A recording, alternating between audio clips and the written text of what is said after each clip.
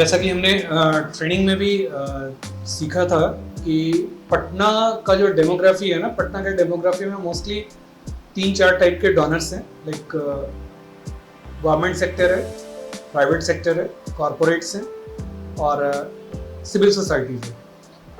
पटना में ज़्यादा बेस्ड जो होना होता है वो हम लोग को सिविल सोसाइटी पे ही बेस्ड होना होता है और गवर्नमेंट सेक्टर पे बेस्ड होना होता है, क्योंकि प्राइवेट सेक्टर यहाँ पे बहुत ही छोटा है, इंडस्ट्री बहुत कम है पटना में, शहर भी बहुत छोटा है। फंड रेजिंग को लेकर के अभी पटना में हम लोग जो सोच रहे हैं वो एक है कि सिविल सोसाइटी के विजिबिलिटी को बढ़ाया जाए। गवर्नमेंट डिपार्टमेंट और गवर्नमेंट के जितने भी लोग हैं उनको भी थोड़ा ज़्यादा से ज़्यादा यहाँ इंगेज किया जाए। सिविल सोसाइटी डोनेशन में एक फ़ायदा ये हो जाता है कि अभी जैसे फेस्टिव टाइम को अगर हम लोग कैटर करते हैं तो फेस्टिव टाइम में क्या होता है कि बिहार से बाहर जितने भी लोग बिहार के काम करते हैं वो हमारे यहाँ एक छठ पूजा होती है, वो बहुत ही इम्पोर्टेंट है बिहार के लिए।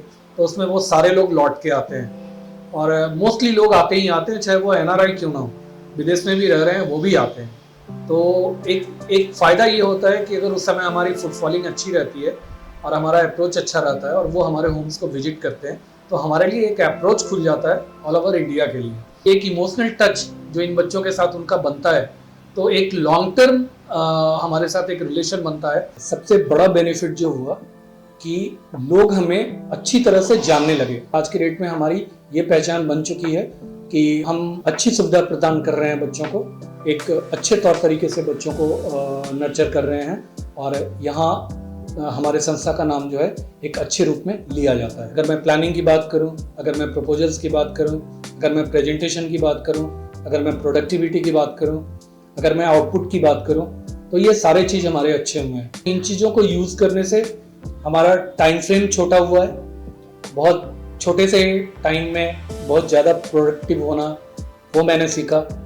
बहुत छोटे से इन्वेस्टमेंट में ज़्यादा प्रोडक्टिव होना, बहुत छोटी सी मेहनत में बहुत ज़्यादा आउटपुट लाना, बहुत छोटे से शब्दों में प्रपोजल्स को रखना और प्लानिंग्स को रखना, किसी जगह पे अप्रोच करना, ये सारी चीज़ें आज के डेट में मुझे फ़ायदा पहुंचा रही है और मैं लगातार इस पे काम कर रहा हूँ, बल्कि मैं इसके प्रैक्टिस को कंटिन्यू रख रहा हूँ। जितना वर्ड ऑफ माउथ मेरा बढ़ रहा था, लोगों के अप्रोचेज बढ़ते जा रहे थे और फिर मीडिया ग्रुप्स जो है ना वो बढ़ा तो बढ़ा, वो हमारा डोनर भी बन गया।